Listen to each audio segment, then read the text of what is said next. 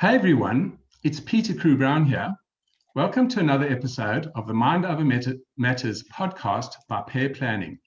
The topic for today is overcoming imposter syndrome with Doreen Ritchie, who is a life and executive coach. A bit more about Doreen. Doreen has a master's in organization and management. She has had a long career in business and finance that has always involved dealing with people and developing them to their full potential. In 2018, she put her vast experience of people and problem solving to good use to qualify as an accredited life and executive coach. Doreen lives in Belfast in Northern Ireland. So about today's podcast. Doreen loves helping people move forward and achieve their goals. She teaches a different way of thinking, which completely changes their attitude to problems, giving clients clarity and reducing stress in their lives. Her clients come from different backgrounds and many employment situations, but they all gain clarity through calmness, thought, and control, and go on to transform their lives. Much of Doreen's work is in the area of imposter syndrome, something that gets frequent mention in business circles nowadays. This will be the focus of our podcast discussion today. So Doreen, please share with the audience what makes you tick and who in the community you serve. Good morning, Peter. Sorry, it's morning here. Well, yes, we're 9 hours apart. Great to have you on at this early hour. Thank you so much. What makes me tick? Well, as you just said there, thank you very much for that. I had a long career in business and finance, and then I decided to walk away from corporate life and lots of other things. I totally changed my life, went on a self-development journey, and then finally, after a year or two, decided that I wanted to be a coach and sort of give back what I already knew, if you know what I mean, from my experience. Sure, yeah. But help people with their lives. And so I went away and trained for a year, I think it's about 9 months, and then I had to do lots of hours, in actual practice. And then I became set up my practice and became a coach. So who I deal with is sort of anyone, mostly professional people, entrepreneurs, solopreneurs, small business owners who are at maybe at crossroads in their lives. Yeah. They're suffering from overwhelm, lots of stress, overwork. Sometimes they're just stuck where they are. They really don't know how to move forward, and they don't really know what they want out of life. And they sort of got to that position, and they really don't know how to move out of it. And maybe they've just got divorced or whatever. There's been a big life change, or they want to make a big life change. So what I do is I help them change their lives, basically. Excellent. I give them the tools and the skills to be able to do that. Fantastic. And that whole imposter syndrome is such a big deal. And I guess helping people understand that, they're good enough. I think that's something from Crewe-Brown. You are good enough. Well, yeah, everybody sort of talks about that. Yeah, well, exactly, because what I teach is the inside out view of reality, of the world, whereby, life doesn't happen to us, it happens within us. Yes. So we are always at every moment creating our own reality, our own lived experience in the moment. Yes. And of course, that takes on board stuff that you're bringing forward from when you were young, limiting beliefs, all sorts of things. Yeah. And that all affects imposter syndrome. Great. Well, I'm really excited to get into the crux of the discussion. So moving into some questions that you and I spoke about in advance. Yeah. I guess the first question I had for you is, I know that there are many approaches to the subject of imposter syndrome. What's your specific approach? Well, to me, the subject of imposter syndrome it's quite complicated, but imposter syndrome is like an overall name for various sets of symptoms. Yeah. Right. So there's not just one set of symptoms that people present with. Yeah. And my approach to that is the same approach that I would take to any of those symptoms. Okay. Yeah. So if you know what I mean. So I'm not just going, oh, here you are here, this is imposter syndrome, so therefore we're going to talk about this. It's what do you feel then whenever you say you've got imposter syndrome, what is it you feel? Self-doubt. Yeah. Yes. a lot of stress, feeling like a phony, Yeah. feeling like you don't belong there or you didn't get there by your own merits, all sorts of things. And lots of those things impinge on other aspects of your life as well. So I would deal with it in the same way. I approach it in the same way by dealing with the underlying cause of all of these symptoms. So the same as anybody coming with a problem, we look for the underlying cause. And I teach a different way of thinking about things so that whenever somebody has a challenge or a problem, they learn to think about it in a different way that is better for them. And what's specific about your approach when you say it's different? Well, I suppose a lot of people have heard maybe of the inside out view of the world. I don't know if you mentioned that before. Yes, I've heard of it, but I'm not familiar with it. Yeah, so what it is, I'll just sort of very briefly, we were brought up with the misunderstanding that everything out there, circumstances, situations, and people affect how we feel. Yeah. But that is not the case at all. The only thing that affects how you feel are your thoughts and your perceptions of what's going on around you at that moment in time. 100% of the feelings that you have are caused by the narrative in your head about what's happening. Yeah. Okay. So basically, if you can change the narrative about what's happening, you actually change your lived experience of what's happening. Yeah. If I could give you an example, just say somebody at work is shouting at you, they're very, argumentative and so on. Sure. I mean, most people, their first reaction is, this is terrible. Why is this person picking on me? I'm so embarrassed and I'm very upset. And they go home and cry if you're a woman, whatever. Okay, that's your first reaction. You feel terrible. You've taken this on board, et cetera, et cetera. Now, if you were to think about it in a different way, and you were to say to yourself, okay, I'm going to take a breath. First of all, you need to take the breath.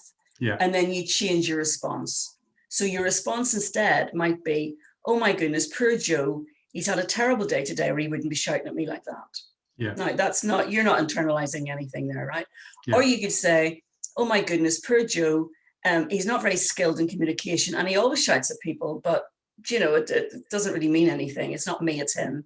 There's something so wrong. You're not taking on board his situation. Yeah. Yeah. Or you could be totally compassionate and say he's had a terrible life. He has a terrible home life. Yeah. Who am I to say he shouldn't shout at people? Yeah. Right. So at each of those other responses, they're not reactions. You have to think about it. Those responses make you feel better. Yes. Your lived experience of that experience is better. So therefore, think about it like that.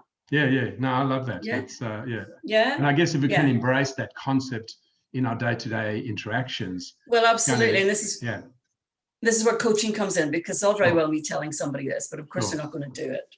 You have to coax them along, and they have to meet different experiences where they can practice how to do this. Okay. But it all comes down to the fact that you live in the moment. You only live now. Sure. Everything else is just thought, Yeah. So, Very good. No, I certainly get that. And I guess to change our behaviors, it's like habits. You need to practice the different behaviors to be. Well, by the time we're 21, 95% of what we do is habitual, believe it or not. I hadn't heard that before. It's pretty scary, isn't it? Yeah, it is very scary. Yeah. And actually, whenever you start to think about it, you actually, you start to think of examples, Yeah. So we go into all that as well. We would go into all that. Cool. Yeah. Excellent. Just moving on to the second question. Many people think they are in control of their minds. How do you approach this delicate subject when you know it needs discussion? Well, that's where, the whole inside out thing comes from. I mean, when people say they're in control of their minds, I don't really know. Well, I don't know many people that have come to me and say, yeah, they're in control. They might say they're in control of their thoughts. Yeah, maybe that's more accurate, correct. Yeah, but so I would normally just start off by explaining how the mind works, and that it's really there for our to keep us safe. Really, that's how it evolved. Yeah. And whenever we were young, from the age of 0 to 7, we are totally programmed. We totally absorb everything we're told in our family, in our culture, with siblings, with teachers, whatever. So by the age of 7, we are completely programmed into how the world works and what everything means. Yes. And we take that with us. It's only amended slightly throughout the years, and it's amended by trauma or intensive experience or whatever. But by the time you're 21, basically your mind it thinks every meaning for every single possible thing you could ever meet or see.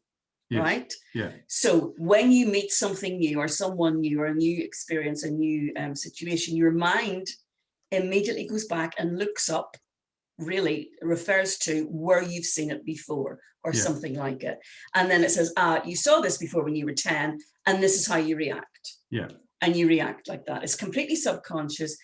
And it's just your subconscious trying to save your conscious mind time so that your conscious mind can deal with other things. Yeah.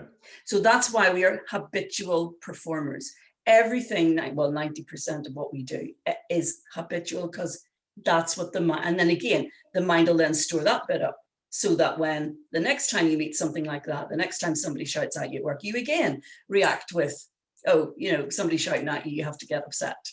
Yeah. Do you know what I mean? Yeah, sure. For example, I'll give you an example. If you're driving down a road on the way to work that you do every day, and it's a very familiar road and you do it all the time, I guarantee you, I'm sure you've had the experience where you're 5 miles down the road and you suddenly thought, oh, how did I get here? Yeah, I wasn't exactly. driving.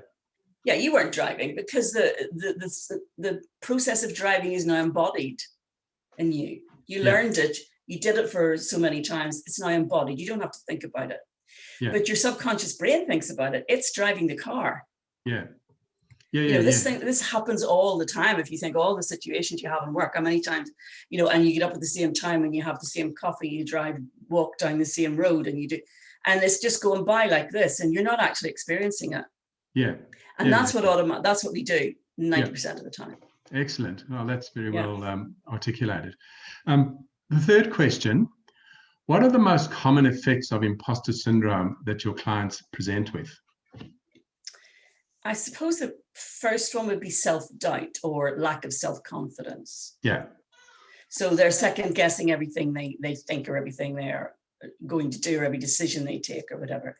Yeah. Then they just feel basically like they're a phony. Like they shouldn't be where they are.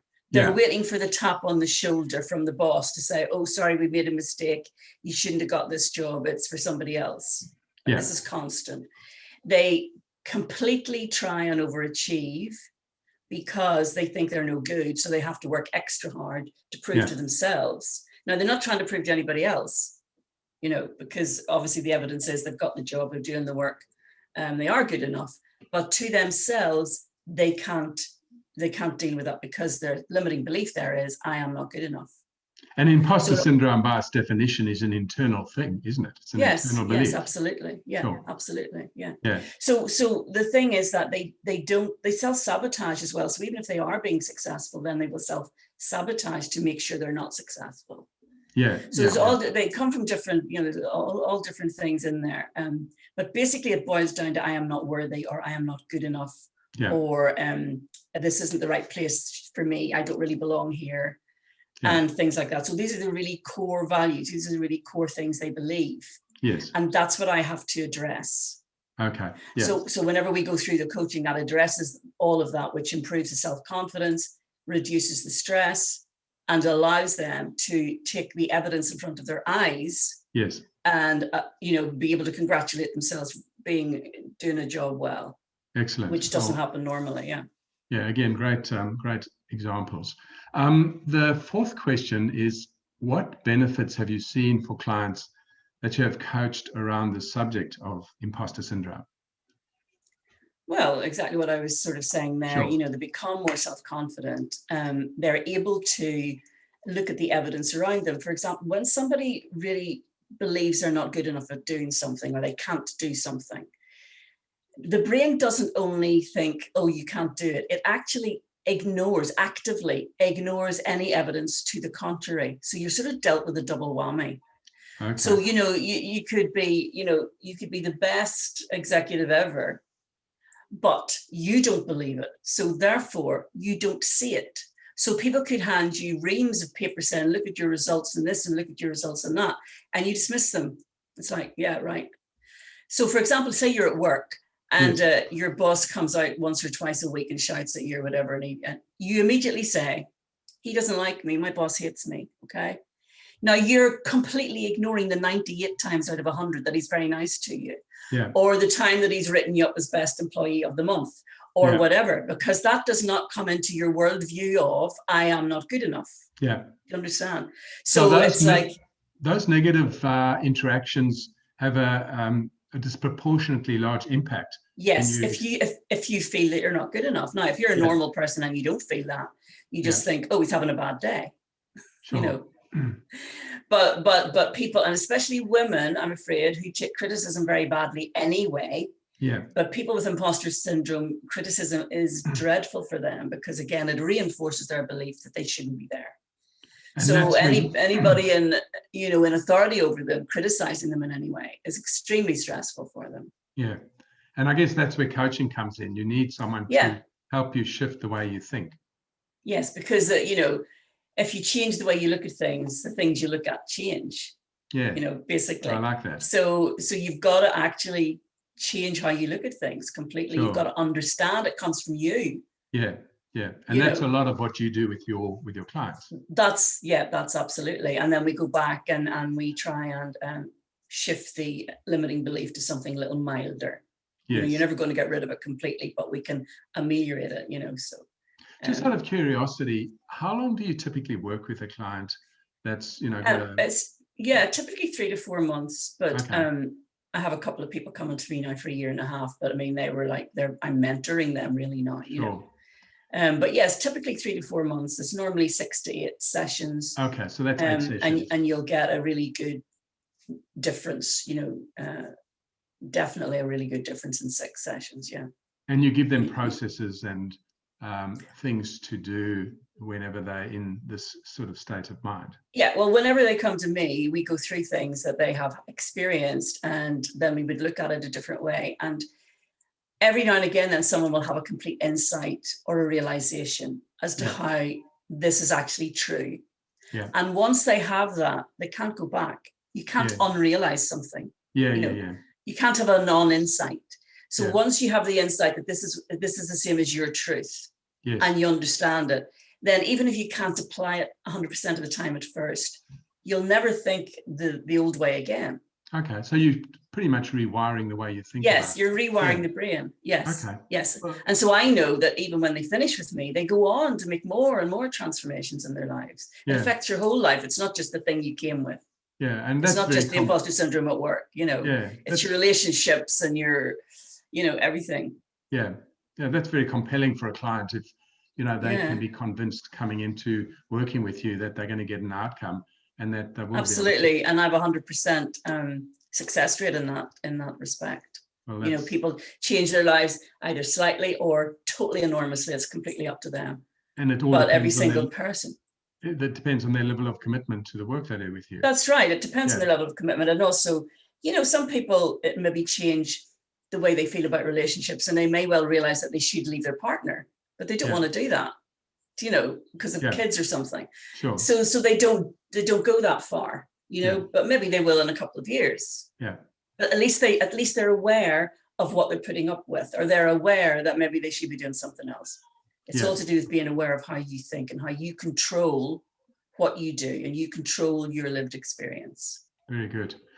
Well, Doreen, that brings us to the 5th of the questions for today.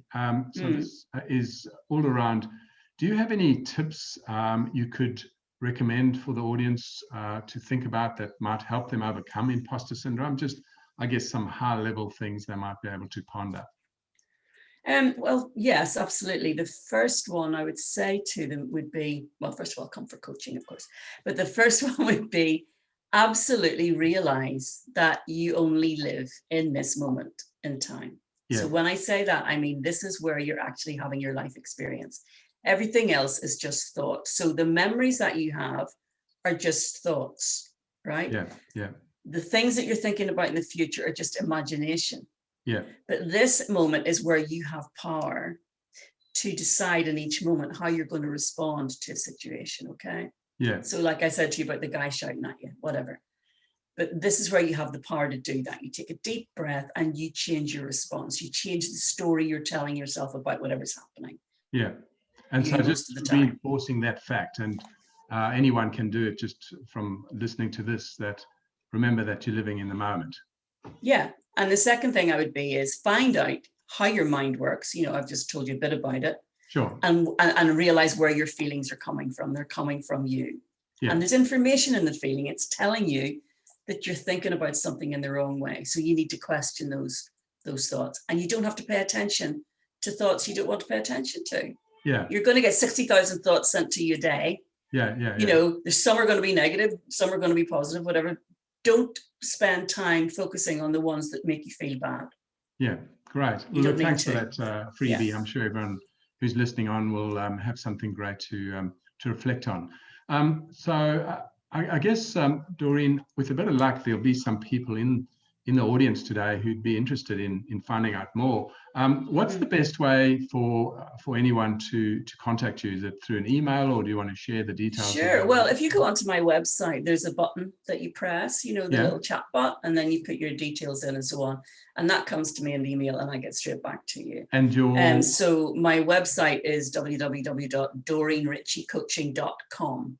And that's Ritchie, R-I-T-C-H-I-E, yes. Coaching.com. Okay.